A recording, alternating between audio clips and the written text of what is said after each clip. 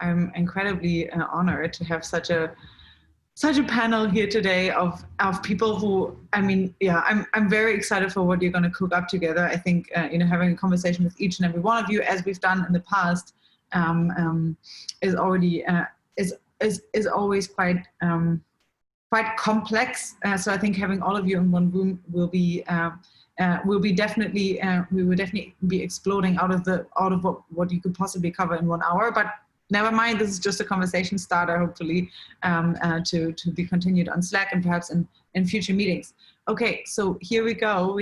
Today we're going to be talking about how can the current spotlight on global fragility that became quite apparent during COVID-19 help promote resilience, peace, and cooperation globally moving forward. I couldn't really imagine a better panel to be talking about this with. Then we have Samo Burja here, for example. Samo is a Senior Foresight Fellow. I'm going to unmute you now. Welcome, Samo, to today's conversation. It's really nice to have you here. You've done not only a Sanity Preserver Salon in this series already on how bureaucracies respond to crises, which I'm going to post here, but you've also been quite close and knitted into the Foresight community at this point, and it's really amazing to have you as a senior fellow on board. And you've also given a previous Foresight talk, which I'm going to share here as well, which is also relevant, I think, to what we're going to talk about today. So I'm going to share a few links that people can follow up with. But for now, good morning, hi, and welcome. Good morning. Thank you for having me. It's always a great discussion in these groups, and I love the audiences. So it's very easy to be part of this community. Yeah, I agree. I'm definitely this is all goes to you, dear participants, i.e. all of you other speakers out there.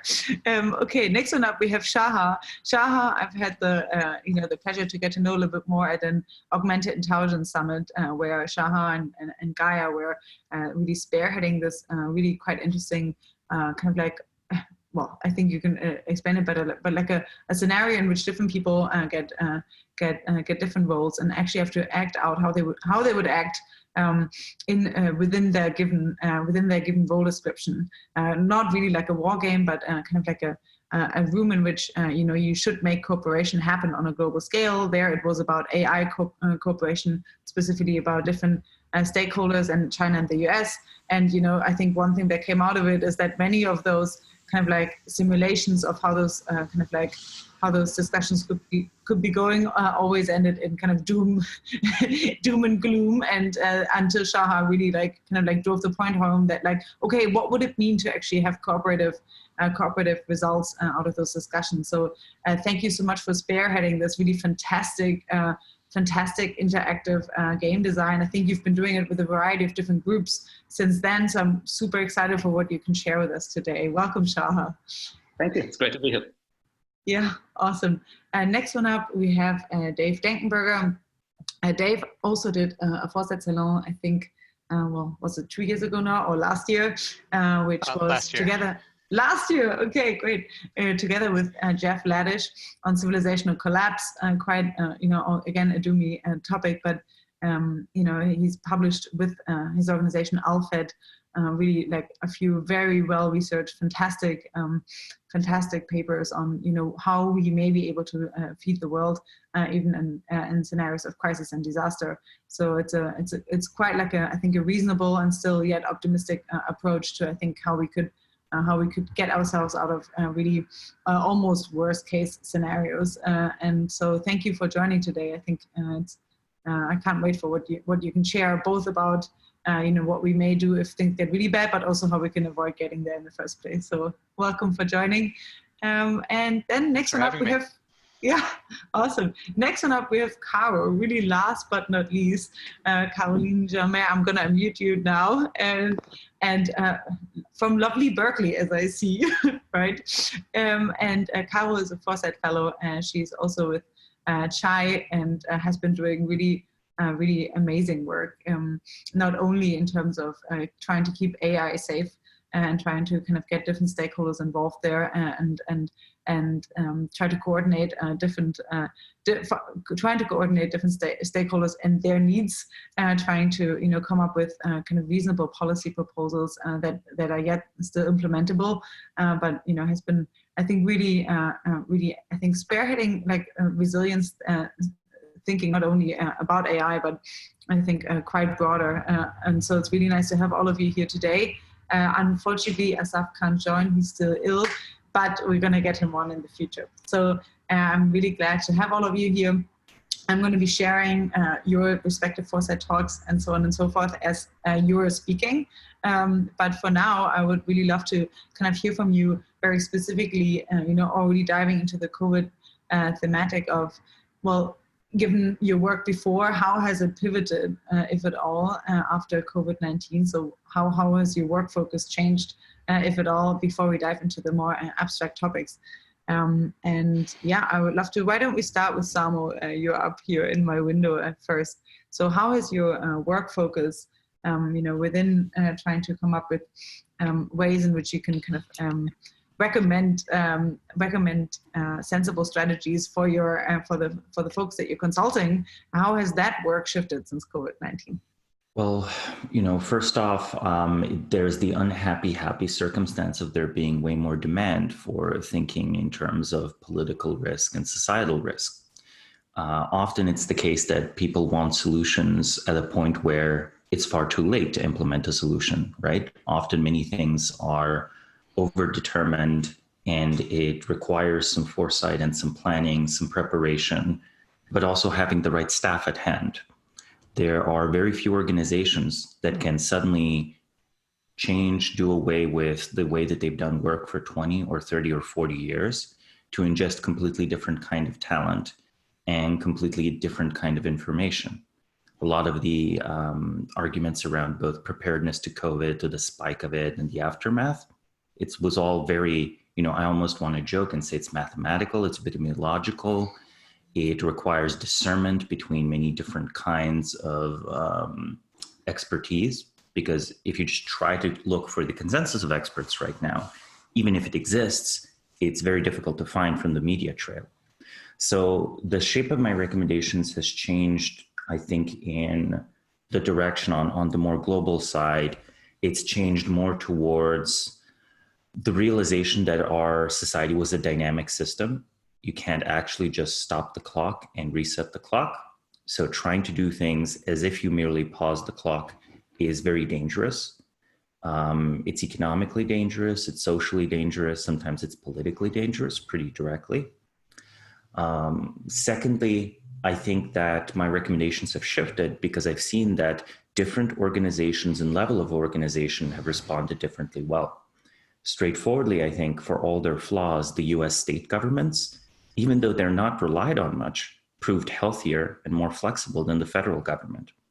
And the component states of the European Union, for all their flaws, responded much faster than the European Union, right?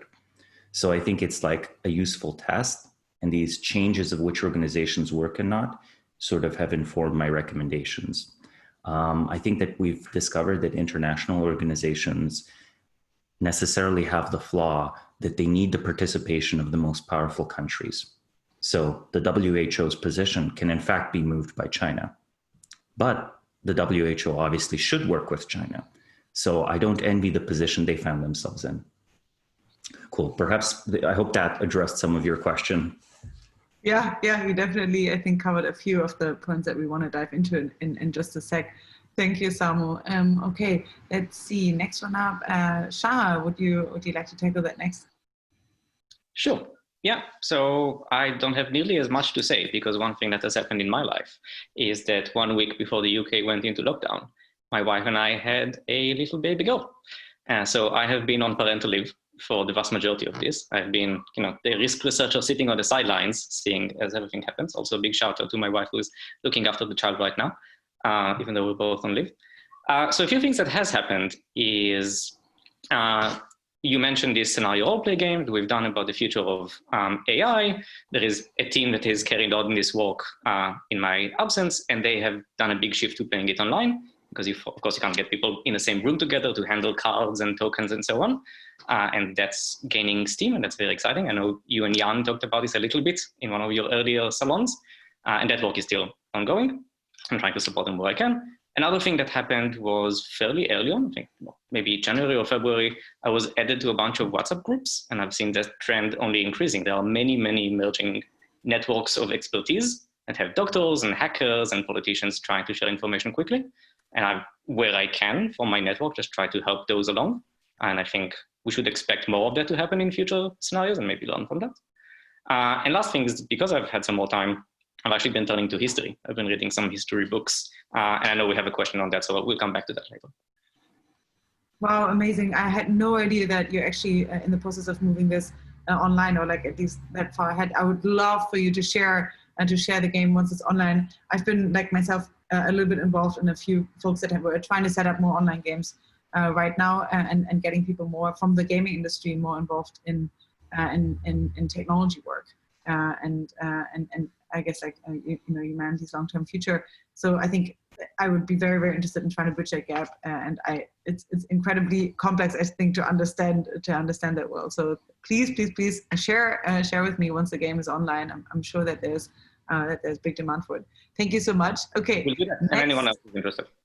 Yeah, please do. Okay, next one up we have Dave. Dave, how has your work shifted? You're like, man, I've told you all along, or? Well, I guess first to explain my background, this is the low-tech version of a Zoom background for Alaska. I do actually often have moose come into my backyard. Yeah, Alaska came late to the game of COVID, but then it grew pretty quickly, and now things have gotten more under control. We'll see what happens. But yeah, I think as for pivoting our work on food security, we are quite concerned about export bans or export restrictions affecting food importing countries. We're also concerned with countries doing lockdowns and lacking the social support such that people can still afford food. And so we've also, just as kind of side projects, looked at some other maybe not so food focused, but analogies like, we're interested in scaling up food quickly in a catastrophe, but there are analogies with scaling up PPE. We're also interested in the role that vitamins might play in reducing the severity of COVID, things like vitamin D and zinc. So looking at possible supplementation and or fortification of food. Okay, that's quite the laundry list there. If you have any specific readings that you'd like to share, please put them here in the chat. I think that will be quite useful for participants. Okay, thank you so much. Caro, how has your work shifted since COVID-19, if at all? Hi, everyone. Really happy to be here. Thank you for having me. So at the Center for Human Compatible AI at UC Berkeley, our work has still focused and is still very much focused on AI safety, so keeping AI system reliable and safe. But due to COVID-19, we moved all of our social events online. And this includes 2 workshops with the World Economic Forum on the future of work and how to imagine a world where AI systems are very powerful and advanced and can do many of what we currently call work. And so we moved these 2 workshops online, and actually it went really well. And this is, I think, a very good example of how like technologies can help us connect really well in these times. And Allison's events have actually been a very, very big source of inspiration for us, including for the Center for Human Compatible AI workshop on technical AI safety coming in just a few weeks, where we basically took the example of Allison's event. And yes, so this is mostly the largest shift we've seen. But otherwise, there is also worth mentioning a delay to give feedback on the EU white paper regarding AI policy. So now we have 1 more month to work on this. And this is a great opportunity to contribute. So it's still a good time to give feedback, everyone. Yes. Please share how they may be able to give feedback to that. That would be great. Excellent. Yes, we'll do that. Thanks. Yeah. Okay, awesome. Well, welcome everyone. I think, maybe kind of like using that as a, that your personal work shift as a kind of like an impetus to talk about kind of like generally what are you worried about, right? Like your work is immediately, or at least when you're not on parental leave, welcome. And then I want to say one thing, Shahar.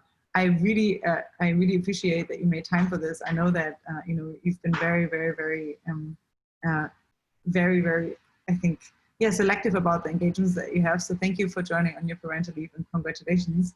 I think, if we could maybe talk a little bit about generally your work, all of you guys' work focuses already on risk. So I'm assuming that, you have a really good understanding of kind of tracking different risks, right, for civilization, and, whether that's global catastrophic risk or even existential risks. How has your kind of like worry focus shifted since COVID-19? Are you now more worried about some risk, less worried about others? What kind of effect do you think COVID-19 may have on kind of the different risks that you're tracking globally? And perhaps we can kind of like just popcorn along. Maybe Dave, do you want to start us off? Sure. So I mentioned even though our focus has been on food, we have traditionally mentioned pandemic as not a direct food supply impact, but a food distribution impact because of this issue of export bans, or even just quarantines. If a ship has to wait 14 days before unloading, you can significantly slow down the global trade. So it is a scenario that we had been concerned about ahead of time.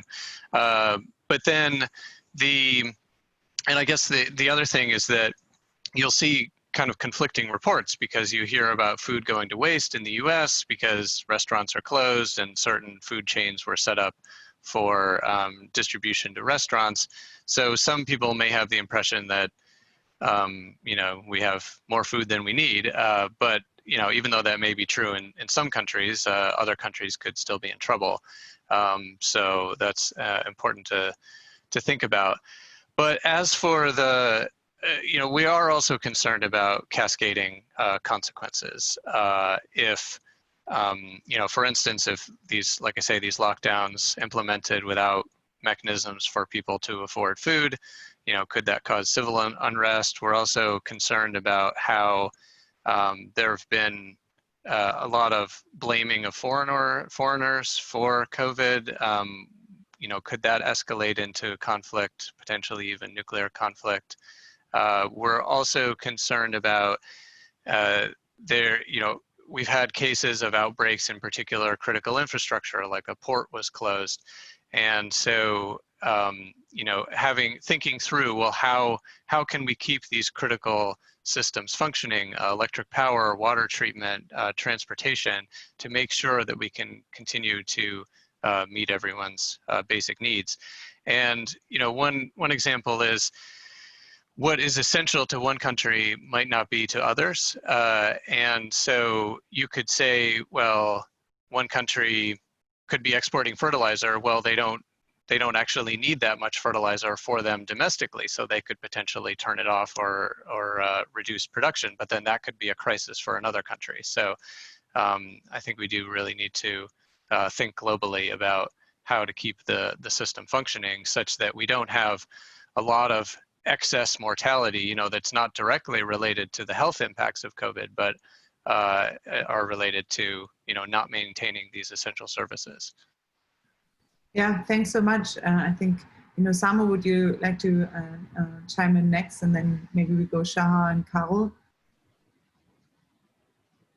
Well, when it comes to all of this stuff, it's important to it's important to understand that we have a lot of very developed infrastructure that's relying on assumptions about the economy, assumptions about consumer behavior, assumptions about government behavior, assumptions about international trade, where almost none of them apply. Right now, it's extremely difficult to both handle supply chains, but if you can handle supply chains, people are very averse to making concrete predictions as to what the future will look like. So while it might seem that immediate food security is not impacted by a long-term economic prospect, it really is pretty straightforwardly, right? You're not willing to set up a system at great expense that alleviates some particular problem you have right now if you don't believe that this will be a profitable or sustainable undertaking in the future, right? It's a lot of this developmental stuff that gets in the way of, historically various developing countries, where in a developing country, you might have a situation where perversely, massive food aid crashes the food market, causes local agribusiness to go out of business or to focus not on production of food, results in during the next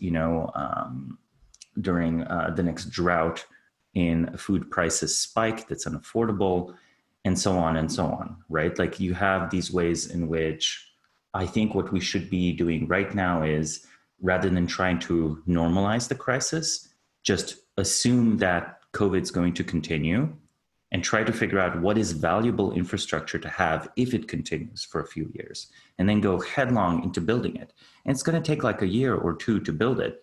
But, I think this is going to take a year or two or three, and the aftermath is going to be like a decade or two in the making. So yeah, I actually almost think that it's not immediate alleviation, right?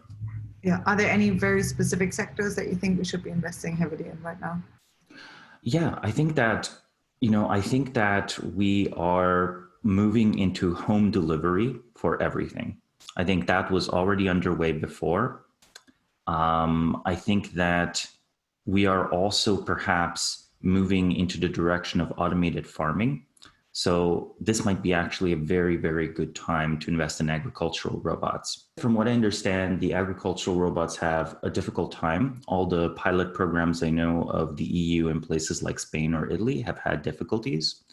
But it is something where, it's possible to recognize fruit versus non-fruit and so on. And whether we would like a world of more freedom of movement or not, right? I'm generally more on the side of yes, I like freedom of movement. The reality is that politically, like movement of labor across borders is going to be very dicey for the next few years, right?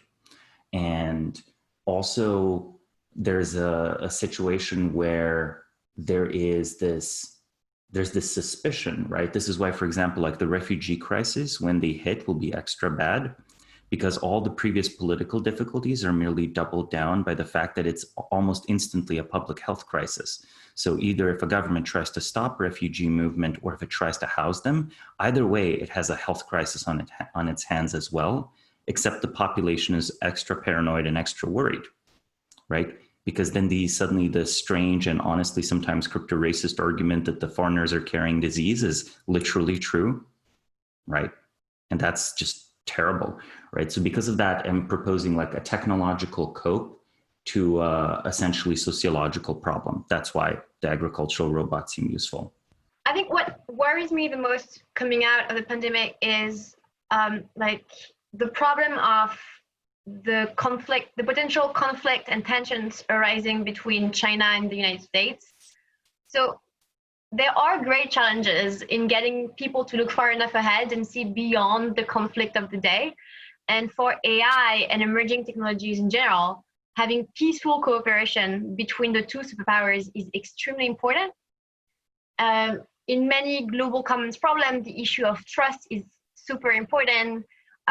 For climate change, for the Paris Agreement, the United States and China got to make a separate agreement so that they will both focus on solving climate change. And that was very important to actually get everyone to sign the Paris Agreement and to get on board. So having the two leaders fight about this, I think is actually pretty worrying. So that's something that,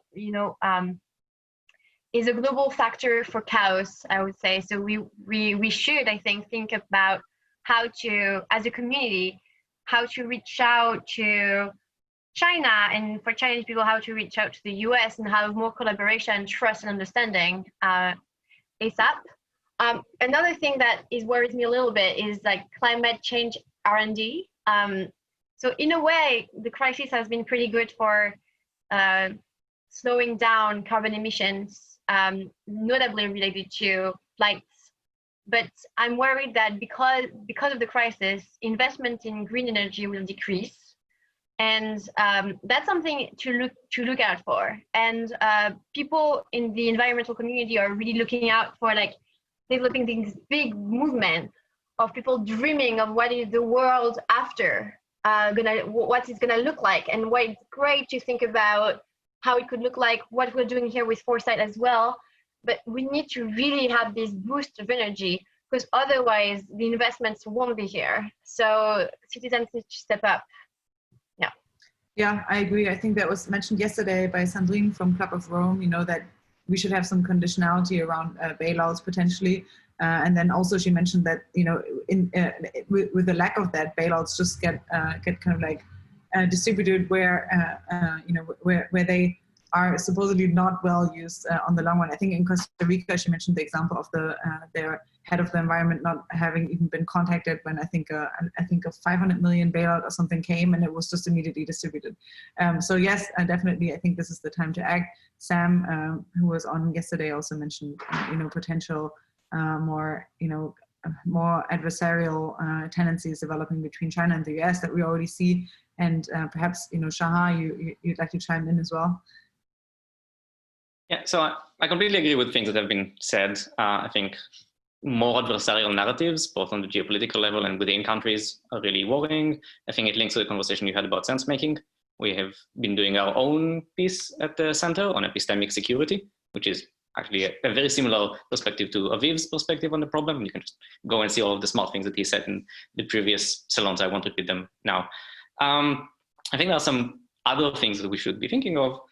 So existential risk research is already really hard. Right? It's hard to get people to pay attention. It's hard to get your assumptions right. It's very hard to get data. And then it's even hard to get people to do things. It might be easier to get people to do things now because there is some increased sensitization.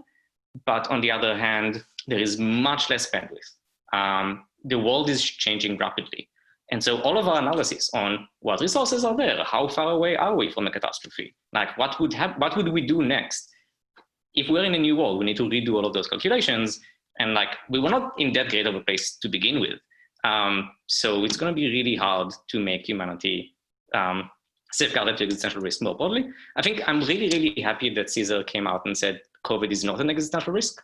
I think there was a long discussion within the center. We have the reasoning on our website. Because partly this is to communicate that this is small compared to the things that we should be preparing for. And if one of those things were to strike right now, we don't have the attention or the bandwidth or the reserves to deal with them. So that's very immediate term. And a bit more long term, we're going to have a potentially more hostile world, more impoverished world, and maybe one in which some of the changes that we've been seeing before in terms of, you know, tech being a larger part of the economy, rising geopolitical tensions, all of that becoming even harder. So I think doing existential research and mitigation just became harder because of COVID. And that scares me because I was scared about X6 even before.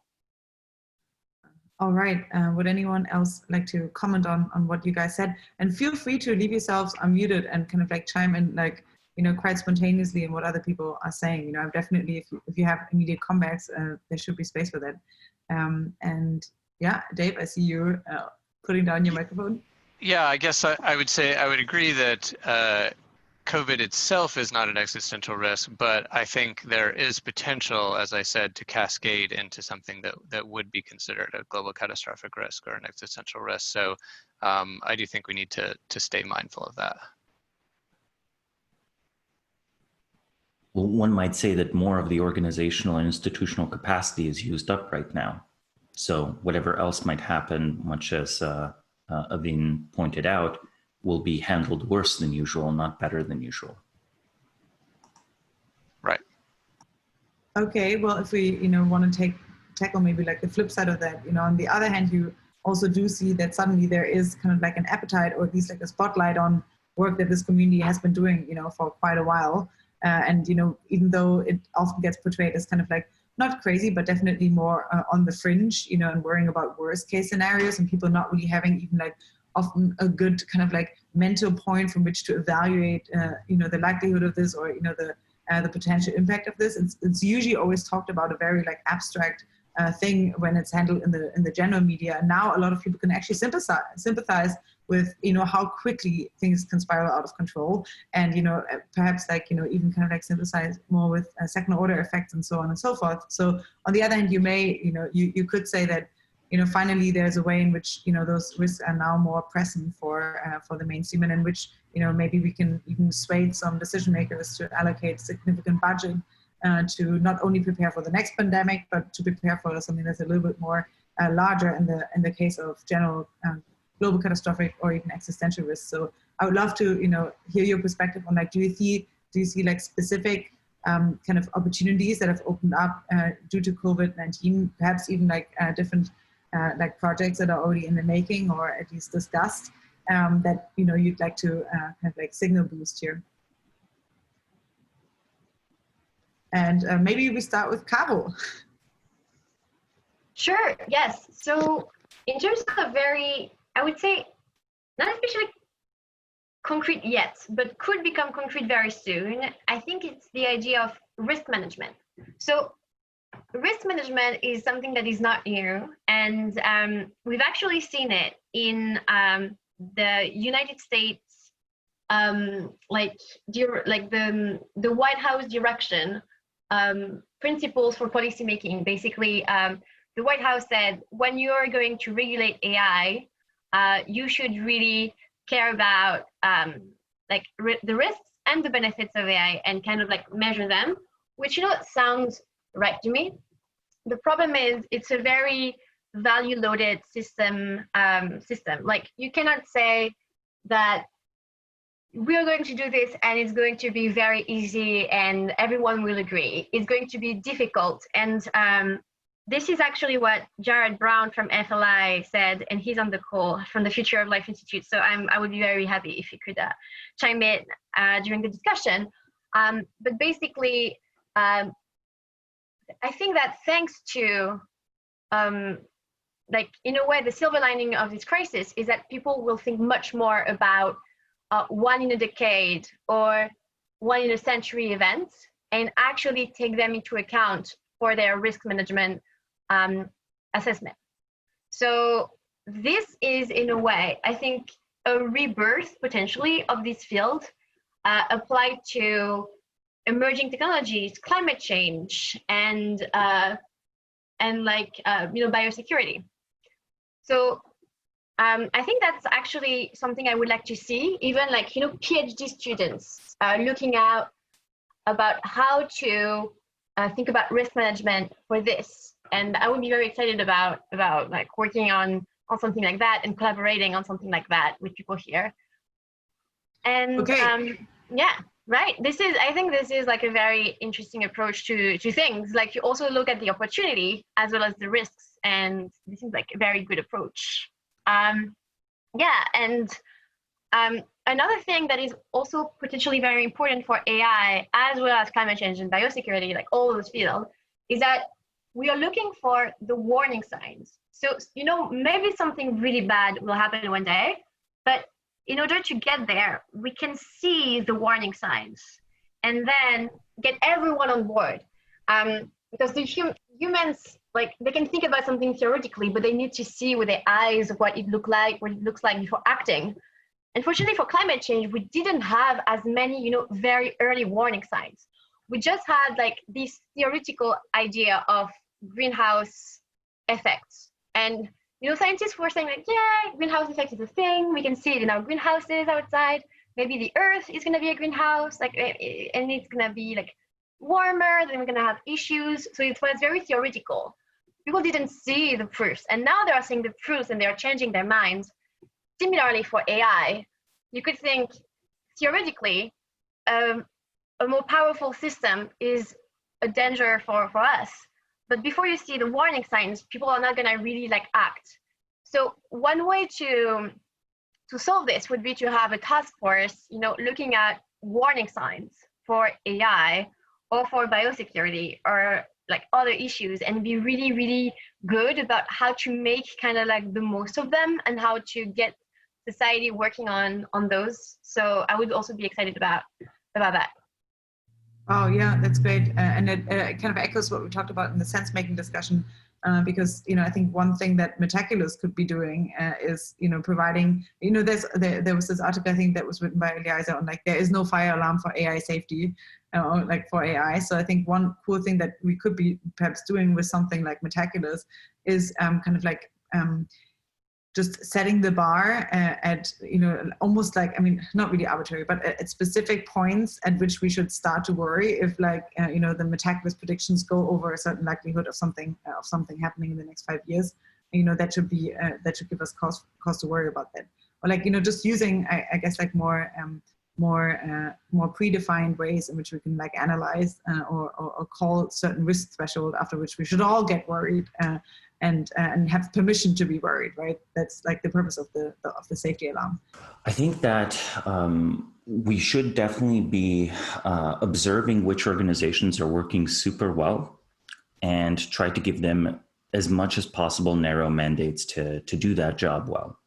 I think that there was, in fact, at one point I made the point that the large international organizations didn't respond that well. And sometimes the central governments didn't respond that well, right? So the federal government in the US, or the central government or in China, or perhaps the European Union itself in Europe, functioned less well than more local control structures, right? There was differences between cities.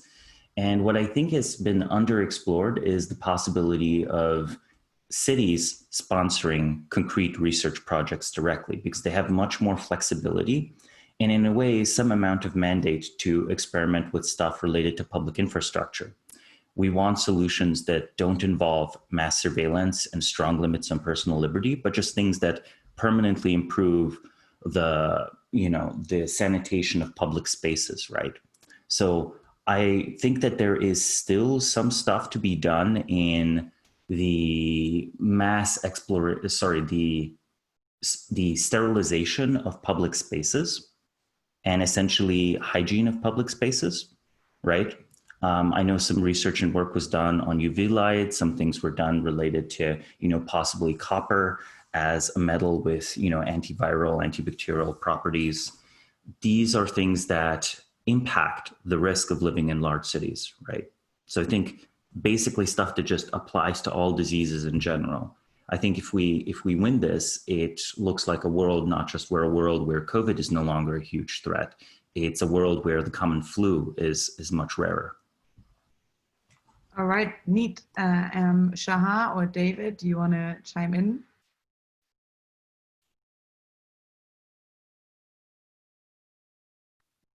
Well, yeah, I mean, I am optimistic that now people are more concerned about global catastrophes.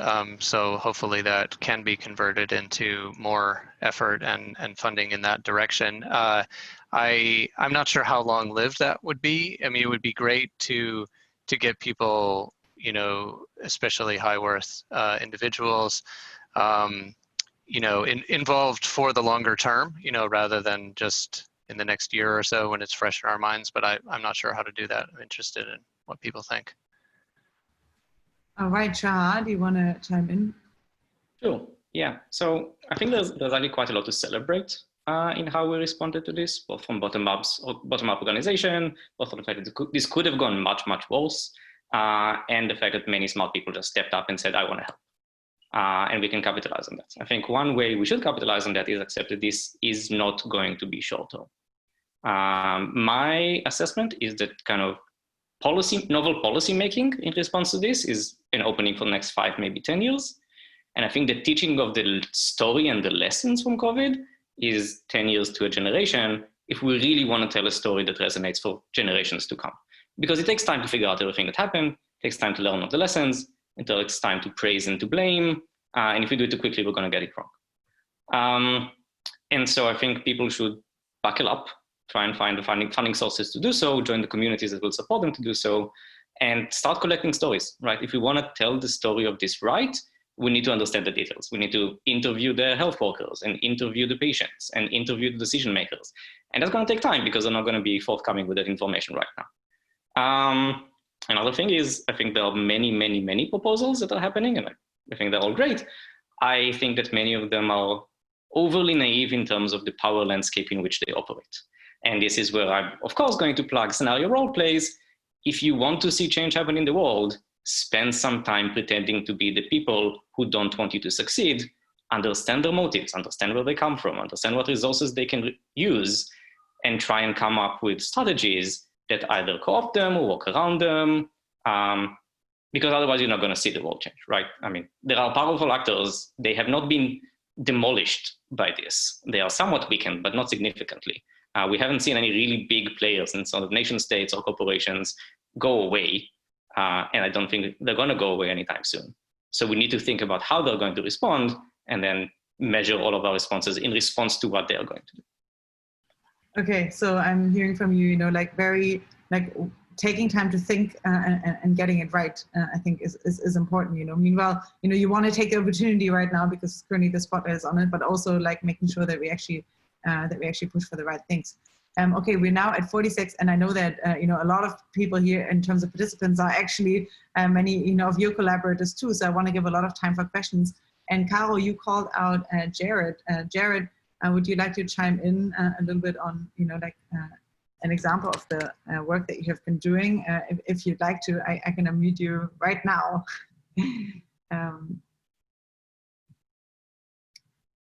All right. Sure. Jared, are you here? Hi. Yeah, sorry. Yes, thanks for the call out, Carol. I wasn't anticipating that. So yeah, you know, at the Future of Life Institute and at the Global Catastrophic Risk Institute, we're doing a lot of work to try and leverage this new awareness of risk in society and trying to figure out ways of, especially legislatively, making the most of the window. So I'm happy to talk to any of you off the line about that. But the main purpose I think that we should all be considering is we have long understood that policymakers have a tendency to fight the last battle. And we can't just focus on fighting this last battle and learning only lessons from this last battle and finding ways of applying lessons that are going to be more systemic and applied to a multiple range of risks going forward. And so I think that's the real key for us going forward. All right, thank you so much. Would anyone of the panelists like to chime in? Otherwise, I'll give it to Creon to kind of chime in on the agriculture debate.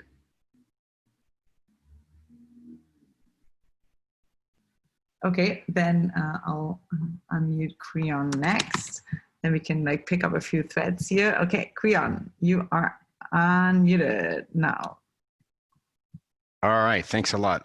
Hey, well, okay, so that was amusing, that laugh, I guess. Here's kind of what I want to say about that. I'm not quite sure how it fits into this discussion, but Samo or anyone, I'm all ears if you want to address this. It seems to me that one of the things we have that's caused the climate and the biosphere and human health to tank, and by the way, has, you know, paved, like sort of set the stage for this COVID-19 disease to even be noticeable, is the fact we have a screwed up food system. People have been eating like crap for 50 years, getting weaker and weaker and less healthy. That's why we have this epidemic of metabolic disease, which is set to bankrupt our health systems and our governments in most countries over the next 30 years. That's why that's who's dying from the coronavirus. 98% of the people dying have official underlying metabolic illness. And if you relax the official guidelines to include all the rest of the metabolic illnesses that they don't count, it would probably be close to 100% of the people dying from COVID have the metabolic illness. So it's messed up the soil, it's messed up the climate, it's messed up human health, it's messed up the coronavirus, you know. So now the question is, if we're going to fix the food system, whether we're going to use this as an opportunity or not, how do we do it? And we do it, I claim, through regenerative agriculture, which is a very big topic and a beautiful topic, and everyone needs to drop what they're doing and go learn about regenerative agriculture, in my humble opinion. But here's the thing. You can have regenerative agriculture that is labor intensive, and you can have regenerative agriculture that is technology intensive, although not in the same way we think of technology intensive agriculture today. with monocropping and huge amounts of external inputs. I mean a more decentralized technology like little tiny robots and AIs and Internet of Things and remote sensing and that sort of stuff. Anyway, the correct mix of the labor versus the technology is a really interesting question, and it's probably like so many other things in regenerative agriculture. There's no universal solution. There's no one size fits all. The correct balance of labor and technology in Kenya might be very different from the correct balance of labor and technology in Illinois.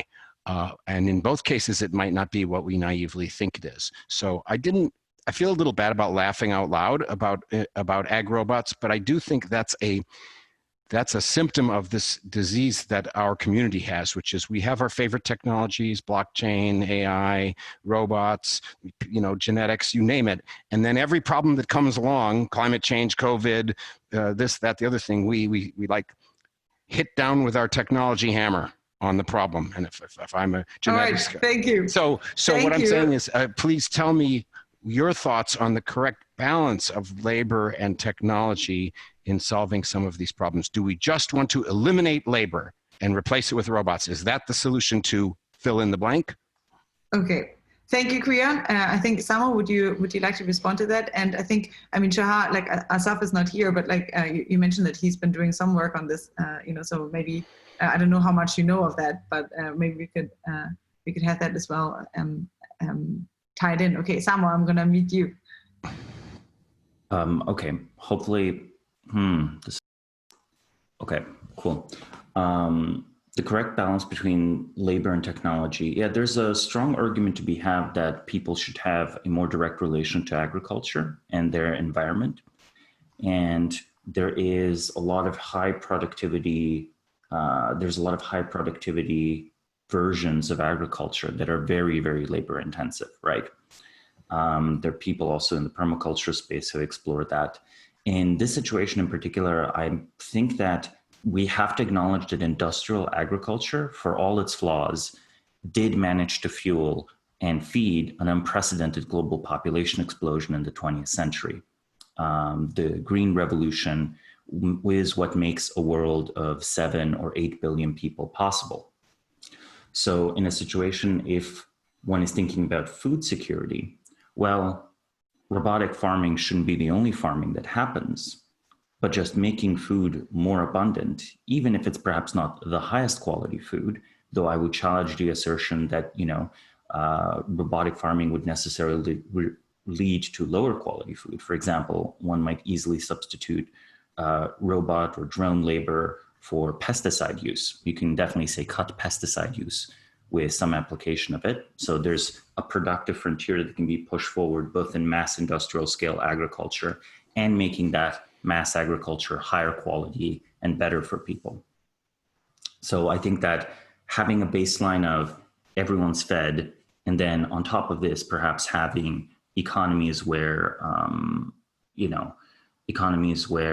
it's possible to buy higher quality food products. That's quite important. All right, thank you. Shahar, would you like to channel Asaf here and say a few words? Yeah, I'll try. So of course, Asaf's background is in food security and policy making around environmental policy. That's definitely not my field, but I know that he has been working on a Delphi process for quite some months. It's not done yet, so this is very much work in progress, but it should come out hopefully within the next year, academic pace, where it's a major horizon scan on the future of AI integration in food, asking both where it can help with critical steps in the supply chain, and what are the limitations to do so, and also if we do so, what are the risks that will be introduced. So yes, there is, being on the sidelines of that, I've seen there's many, many layers of nuance to the question of how are we going to integrate technology into food systems. The good thing is that the largest organizations that are in charge of food internationally are interested in this. So it is getting attention. I'm sure after COVID will get even more attention. The bad news is no one has answers, or people only have worries, risks, and some suggestions of how we might start to address it. So yes, definitely something to focus on. I don't imagine we're going to have a solution anytime soon. All right, thanks. David, this is also part of your work, so perhaps you'd like to say a word. Yeah, and I think this is related. I saw in the chat a discussion about supplementation, fortification. I will certainly agree that in the case of vitamin D, if you have adequate inputs, you can go outside to get sunlight, to get vitamin D, but that's difficult for people who are sick and can't go outside. Thank you so much. I think I would all welcome you to join tomorrow's salon as well, where we're going to talk quite specifically about how can we use the current crisis to be better prepared for upcoming future crises, with the example of climate destabilization, taking that as a very specific example. So given the fact that regenerative art definitely relates to that, I welcome you to all join that discussion tomorrow. For now, we still have a few questions in the Slack channel, and there was one on kind of like the payoffs of the benefits versus risks of AI. I think it was won by Caroline, where she was it was one addressed to Caroline. Basically, the question that do we need to take the existential risk of developing AI to prevent all other existential risks and usher in a utopia? I'm kind of framing this in a way where AI has a lot of I guess like multiplier effects, both in the negatives and positives for this. And I would love to get your opinion on what do you think that trade-off is, and can we make significant progress on other risks using AI as well? I guess, well, people think I remembered my other concern is that if the lockdowns prevented people from going outside, then, which has been in the case in some cases, that's a concern for getting enough vitamin D that way. But go ahead with AI. Carol, yeah. So how AI could help with other existential risks, right? Oh yeah, I see. Yeah. So maybe we could train AI systems first to stop the kind of intrusion and cybersecurity we've seen, because I think it was like very shocking for people, and hopefully we're gonna solve this problem with better cybersecurity measures. So first, so that's not the specific topic you talked about, but just to say that it's hopefully is going to be solved soon. I think that what I've heard the most is the ability of AI to help with climate change, with the fact that we would have much better monitoring system at the world scale and see where the pollution is coming from, as well as monitoring the effects of climate change.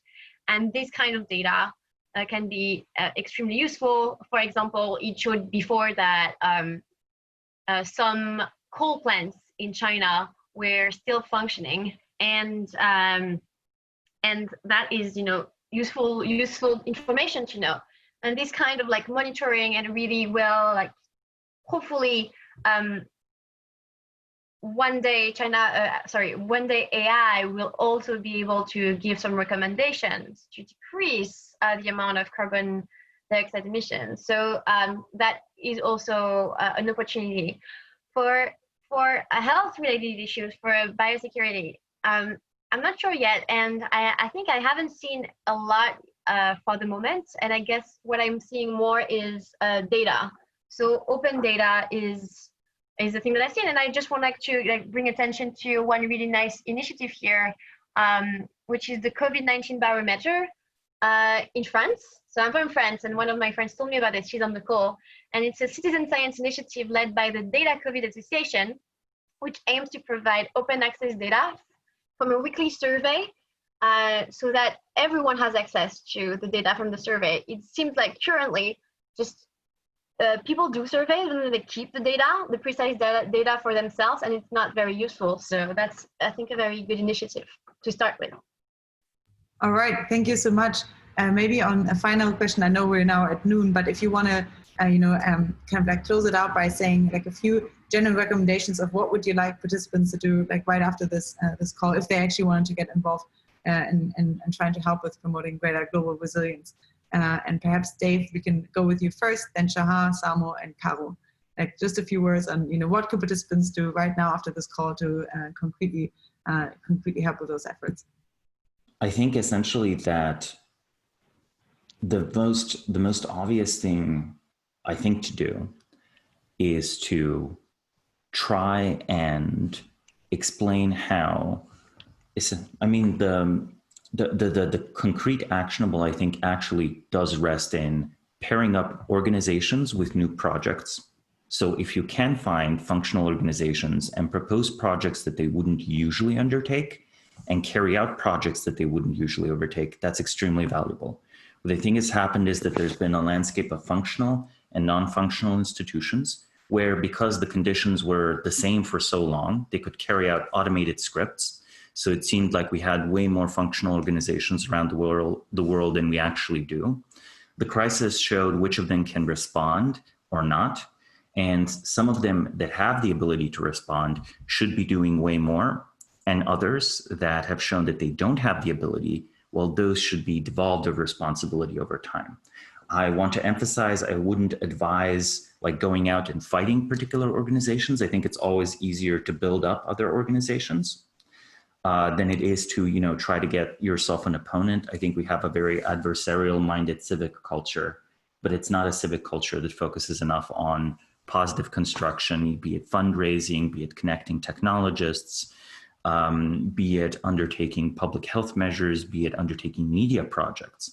And this, which of those three it might be, varies immensely on the individual's talents.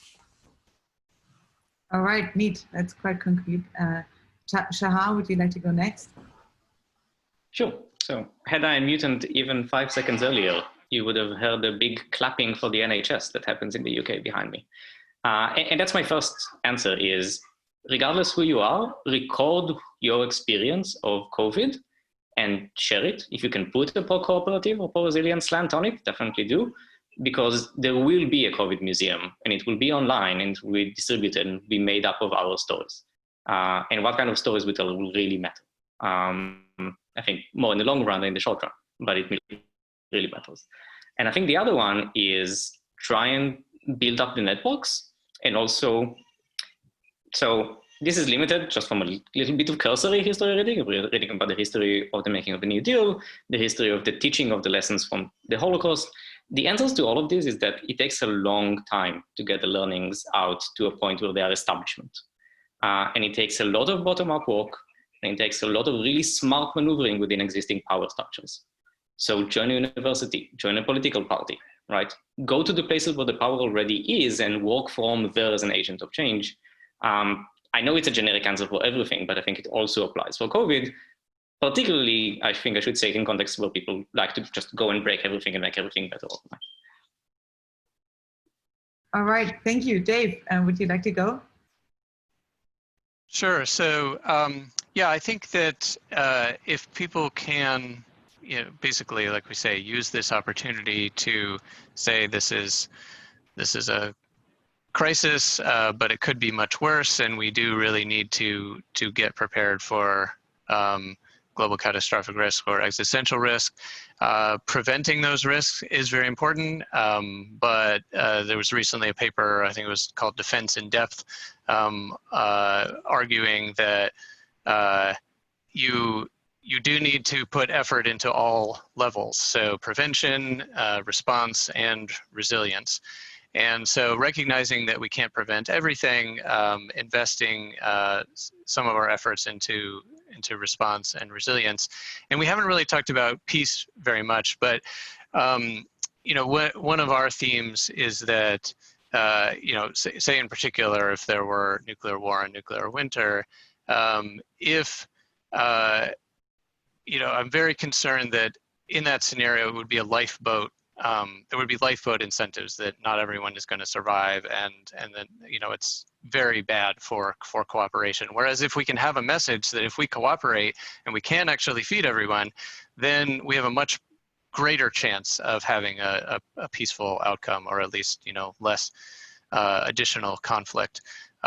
So, and I think there are scenarios outside of that where being resilient and prepared could have a significantly better outcome in terms of cooperation and peace.